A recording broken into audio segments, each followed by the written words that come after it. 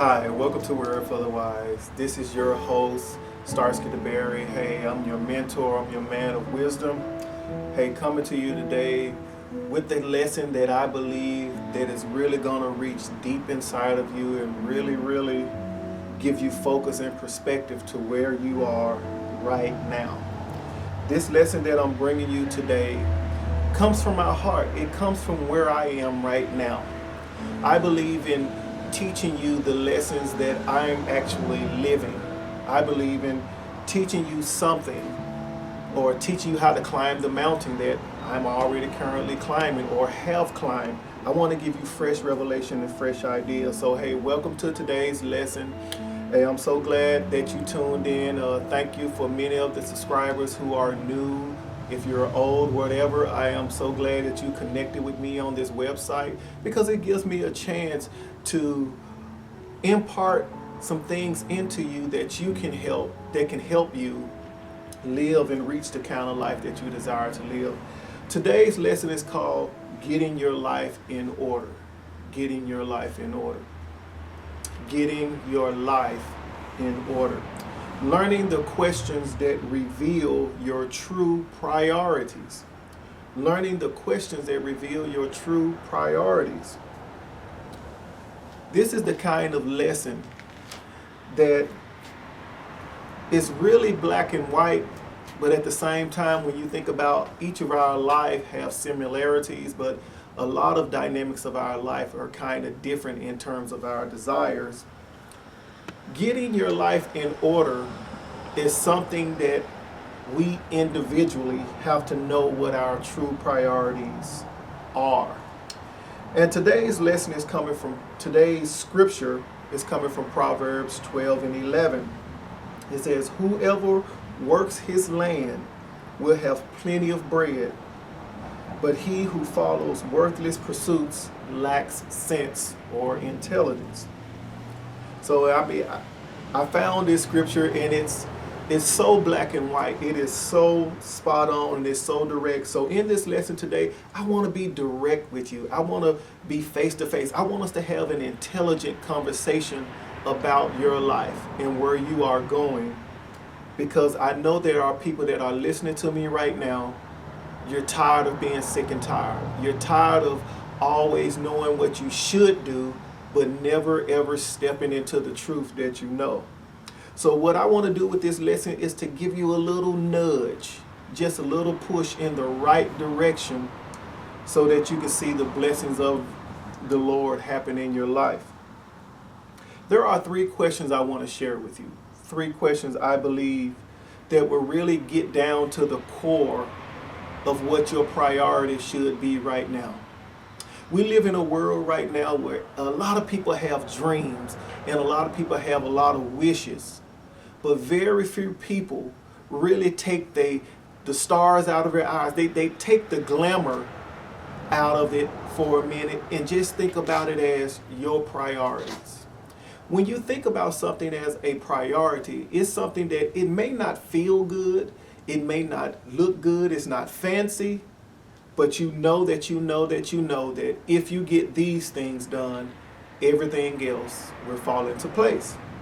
And so that's where I am right now, and that's where I want to bring your mind into a thought or a focus of priorities. Priorities. Whosoever works his land will have plenty of bread, but he who follows worthless pursuits lacks sense or intelligence. The first question I want to talk to you about today is, what things really matter to you? What things really matter to you?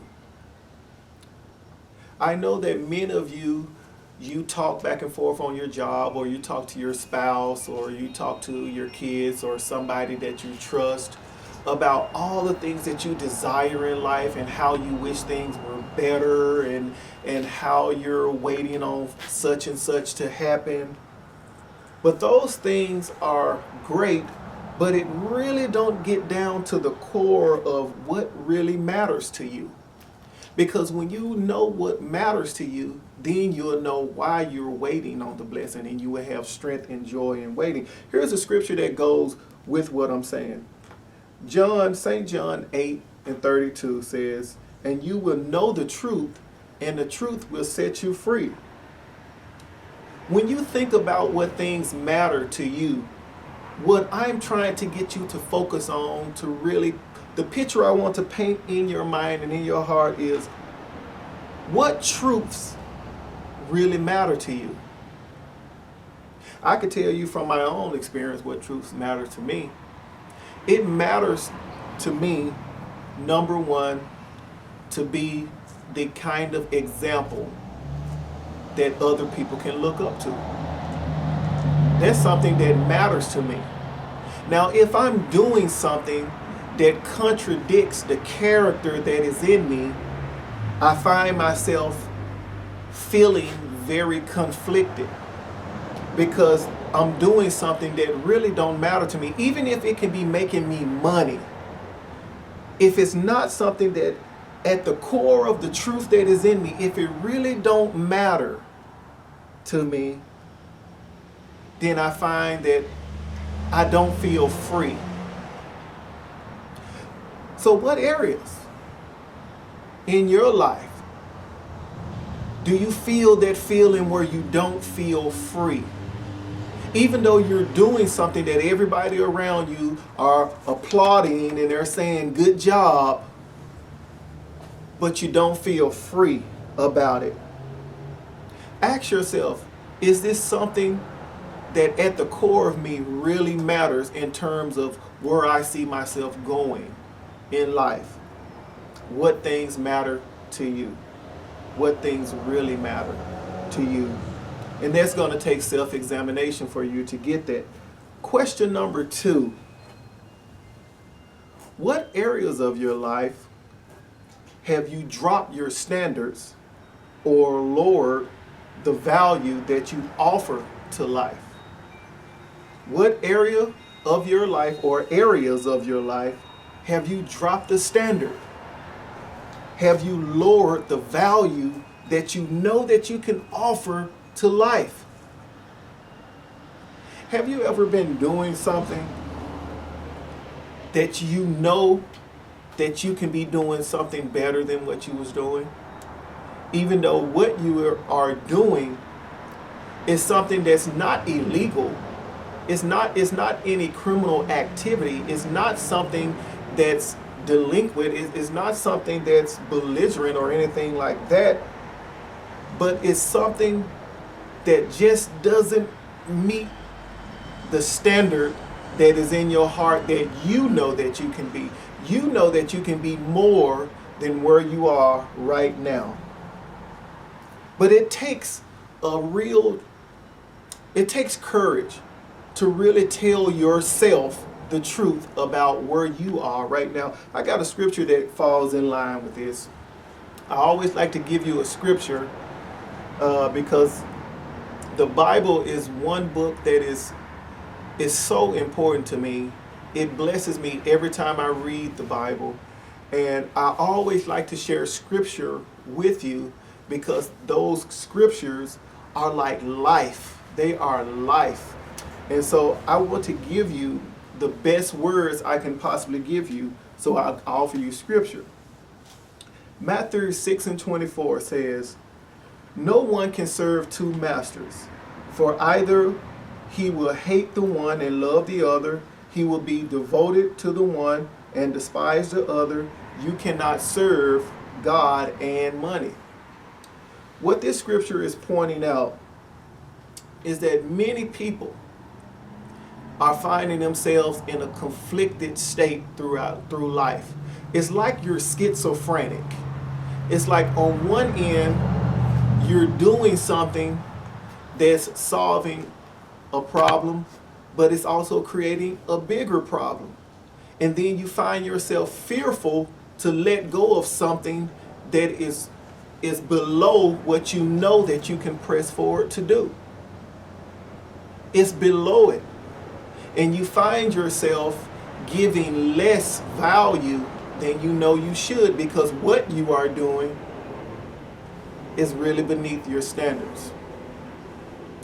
No one can serve two masters. Nobody can continue living a life that they know that is a lie to them? What areas of your life have you really dropped the standard? You dropped it. Or what area have you lowered the value that you offer? You lowered it. You only do just enough to get by. You only do just enough to stay under the brow of your supervisor or whoever it is. You only do just enough to make the relationship work. What areas are those? When we're thinking about getting our life in order, get your life in order it causes you to take a hard look at where you are right now. And the motivation that I offer you and the teachings that I offer you, I really don't want to paint a picture like everything is roses and everything is a downhill run, when the truth of life is there are sometimes you may be climbing up the mountain, sometimes you may be stuck in the valley, sometimes you may be on the top of the mountain, but you need to extend your territory. You need to go further than the achievement that you are. You got to take a real, truthful look if you want to get your life in order. The third question is this: what season do you believe you're in right now? What season do you believe you're in right now? Galatians 6:9 says, "And let us not grow weary or tired in well-doing, for in due season we shall reap if we do not faint," or if we do not give up. What season do you believe you're in? Because many people believe they are in a season, and the season that they believe that they are in could possibly not be the season. You may be looking at your season because it's hard as a winter, but that could be the season that is bringing you into the harvest, which is a summer or a spring. You could be in a season right now where you feel like, you've got success and you've got promotion and things are happening, and you may be looking at this season like this is your season of promotion and this is your season to get out there and buy a lot of stuff and do things. But this may be your season that, even though abundance is coming to you, this season may be a season for you to save, for you to store up. What season do you believe you're in right now?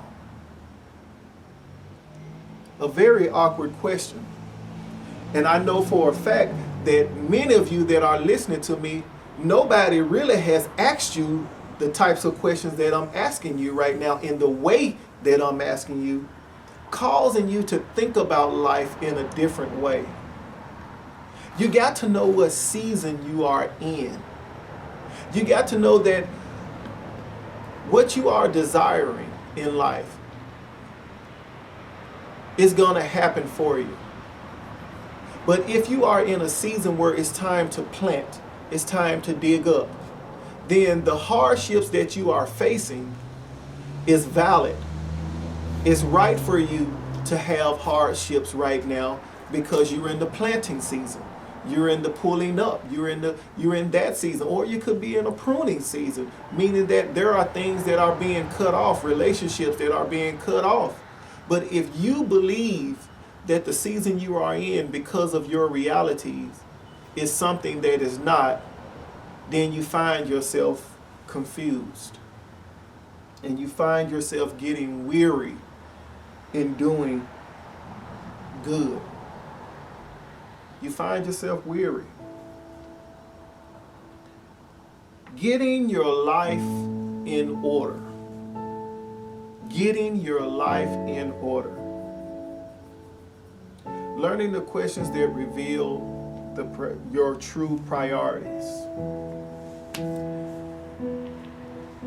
This website, these teachings are so, I'm teaching you strictly from my heart.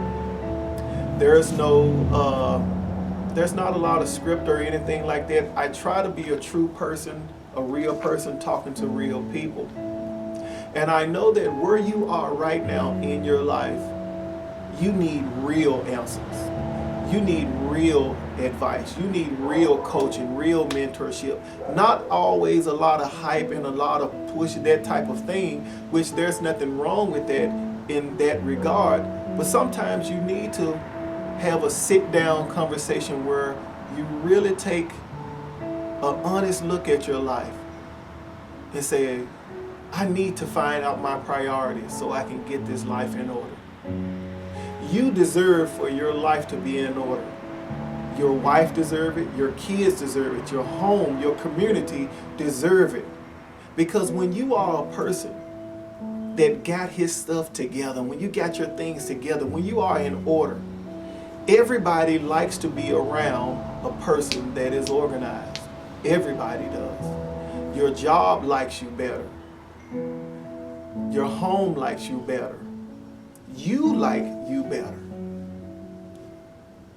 I applaud the dreamer in you. I applaud the visionary in you.